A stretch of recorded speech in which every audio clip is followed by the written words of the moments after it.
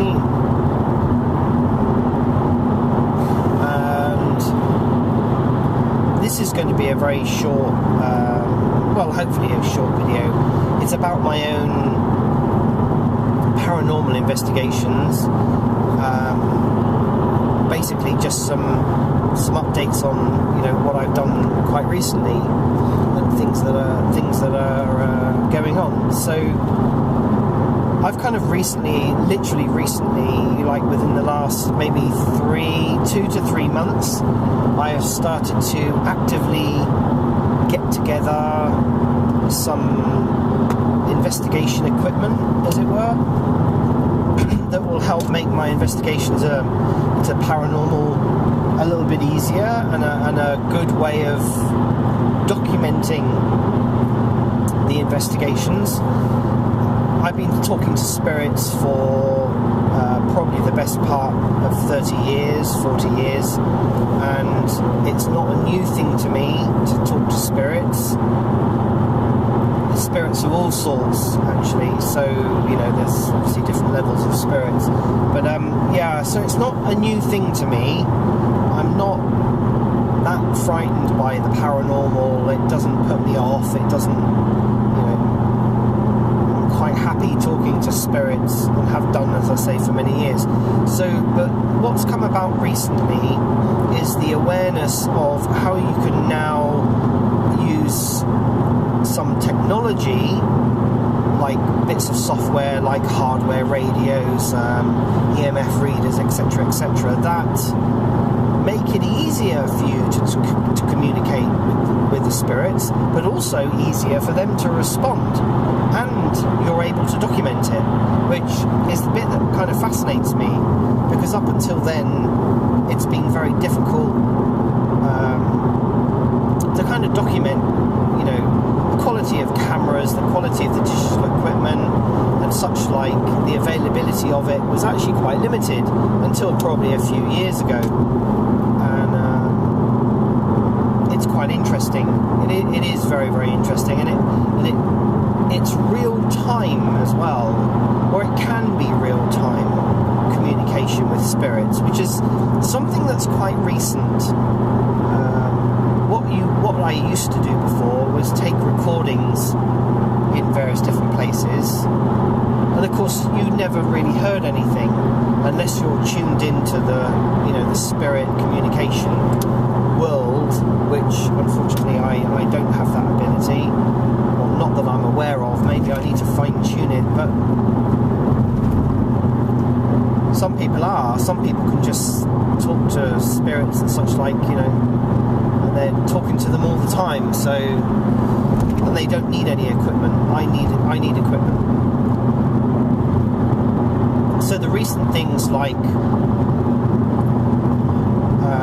the software called GB1, which is probably the first piece of paranormal equipment, if you like to call it that I've come across that actually works effectively, thanks to people like Steve Huff, who is based in America and has spent thousands of dollars on pieces of equipment and software to try and identify what works and what doesn't work. And I actually quite like his work, because he isn't inflating his own ego on the back of the word paranormal or ghosts or spirits, which I find quite refreshing. You know, people have been talking to spirits for thousands of years. I mean, come on, you interpret anything that people have been saying historically, and you know, most intelligent people will know, anyone that really knows that there is a spirit world can understand and interpret what is being read or understood. That people have been speaking to spirits for thousands, if not millions of years. It's not a new thing. People who are maybe uneducated and a bit ignorant of you know, anything to do with paranormal tend to try to make out that it's a load of hype, that it's talking to the devil and all of these other things. Well, I mean, it isn't. spirits are around everywhere. They're here, there, and everywhere. You know, they choose to inhabit places or be associated with certain places more than others. So, you know, some spirits get tied or locked into a certain place that they can't get out of. Some spirits don't even know that they're dead. You know, people who've had their lives taken away very abruptly still actually seem to think that they're still alive. Other spirits like being spirits, and they like being where they are. You know, I mean, come on. Some people like living in Slough, and other people don't. The same goes in the spirit world. You know, they choose to go wherever they choose to go. There's a lot of investigations and trials being done at the moment about the spirit world and about paranormal in general. Some of it's hyped and some of it's just really quiet. People get on with it because they've been doing it all their life. And you've got, you know, people in the middle who are interested and inquisitive but don't actually want to get involved or are afraid of getting involved. So, you know, every sort of subject and such like is kind of covered, really. And every area is covered. You know, you can pick and choose what you like. So I'm finding it really interesting at the moment what I'm doing. I've actually started using the GB1 straight off. The first time I ever used it, I was getting communication. Now, that's probably because I was already talking to spirits and very open to spirits and, you know, the paranormal world, so I'm kind of guessing that they came through for me quite quickly. What I'm finding now is that after a few weeks of using this equipment, they are now beginning to talk to me a lot more, and as of yesterday I did a session, a long session actually, well over 15 minutes long, that, you know, I was listening to a conversation between themselves, which I also found quite interesting. So, you know,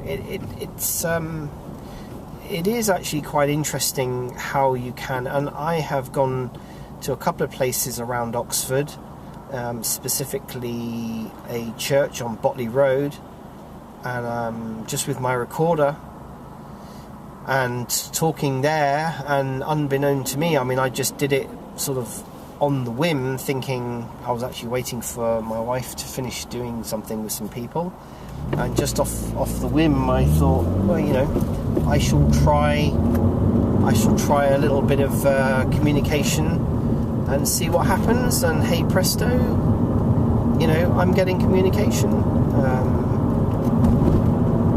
So it whether it's because I'm receptive to that, I think that goes part of the way towards it, if you like, working for me. You know, maybe it's easier because I'm not afraid, so, you know, I'm not sort of apprehensive about talking to spirits. It's not like it's an unknown thing.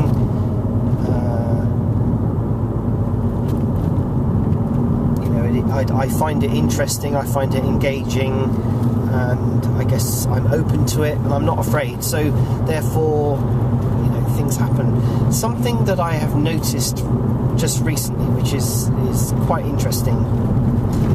I've actually noticed I have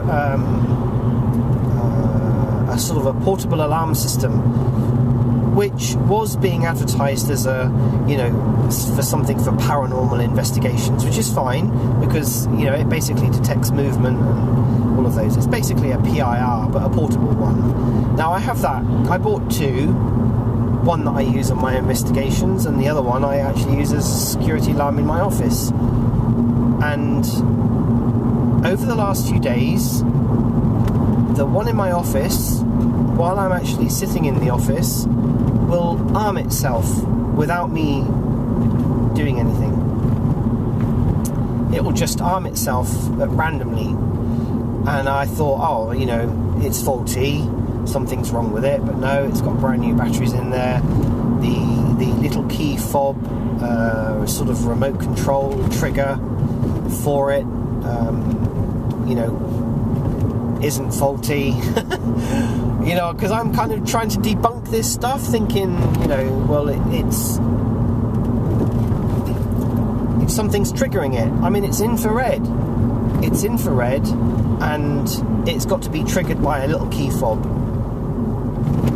So I hit the key fob out of line of sight, pressed the key fob so that I knew that the alarm couldn't be set, the little unit wouldn't be set on its own, and the alarm is arming on its own while I'm actually there. So I just took that to be a sign that somebody wants to talk to me, because I can't think of any other explanation for it. And I actually specifically asked the question as well, and I got a positive answer back. So I know someone is actually activating the alarm in my office, which is quite interesting, because after I did my session yesterday, 2 observations. One, a few things. One, I got positive confirmation that a spirit is actually arming the thing.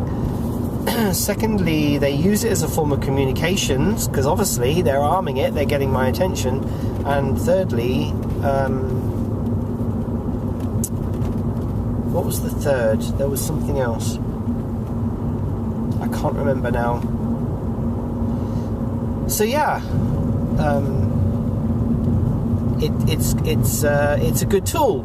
So if I'm in my office from now on and I notice that the alarm keeps going on, I will know that somebody's trying to get my attention. And a very strange thing, actually, and also something else that happened yesterday before I did my session, paranormal session. I belong to an online 3D world called Second Life,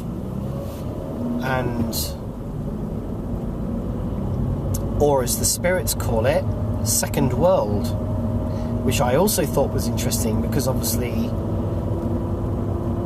they don't want to call it Second Life, maybe? I don't know, but anyway, they called it Second World.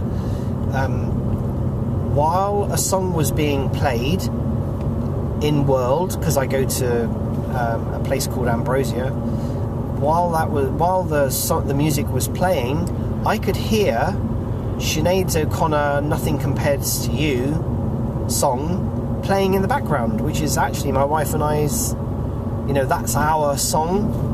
So and I thought that was really, really interesting. Now, there must have been well over 20, if not 30 people, and not one person said, and I wish I had done, is someone hearing 2 songs being played.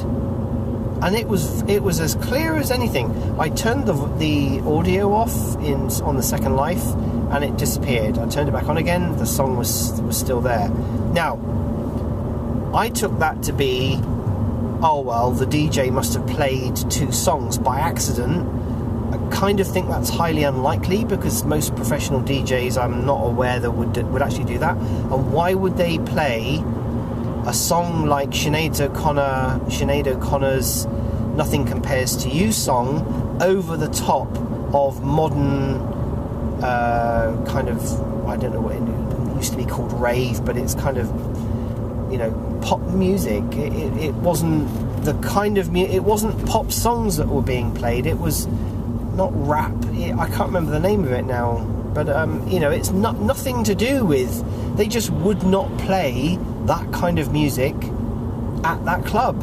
It's not that kind of a club. So I took that as being a sign also that somebody was trying to communicate with me.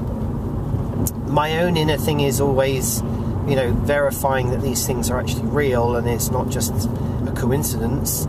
And hey presto, when I did my session, I didn't actually mention anything about this song playing, and one of the spirits there started talking about your song in Second World, they said. and I thought, wow, that is kind of amazing, really, because how would they know? They wouldn't know unless they were doing it. How they quite did that, I don't know. Maybe they were... I don't know how that happened. I really don't know. But it did. And, a saying that I actually quite like is take things with a pinch of salt. And I take everything in life with a pinch of salt. And I took that being exactly the same. But I find it quite coincidental that I was getting my office alarm being turned on without the remote anywhere near it, and it's definitely not within line of sight. And also that particular song, that one song being played over the top of another DJ's song in Second Life. Yeah, okay, you interpret that how you want, but I know how I interpret. And it is quite interesting. So, yeah, I've had some amazing responses from my sessions, and I just know exactly what I'm getting from my sessions and from my EVPs. I'm not interested in satisfying other people's curiosities or belief system into anything. If people don't want to believe it, then they don't want to believe it. If they want to just think that all of this is for entertainment, then, hey, fine. But until people start actually recognising that these things actually do happen and that they are actually real, and it's not a load of hocus pocus, then that's down to them, really. I don't really care too much what other people think. So if that's what people want to think, then fine. That's their choice, really. So yeah, that's pretty much it. So steer away from sensationalism. I'm interested in people who are genuinely inquisitive and want to participate in paranormal investigations and activities, etc., and kind of go from there. I think that's what's interesting, and I think that's what's real. Whether people choose to believe it or not, I don't really know. And I don't really care either. That's the other thing. I don't really care whether other people choose to believe it or not. There's too much evidence to say that this thing does exist, but it doesn't matter how much evidence is produced, how many people can say it. People are, some people are just gonna, well, actually, not just some, I think the majority of people are just gonna always choose to ignore it, or, say bad things about it, or have their opinions said about things. So, but that's their choice. Okay, I think that's just about rounds it up. I don't think this is going to be a public video or podcast of any sort, really. I think I'll just put it up onto the channel as being a hidden thing, and then, people can probably listen to it if I email it to them, the link. But anyway, that's it, really.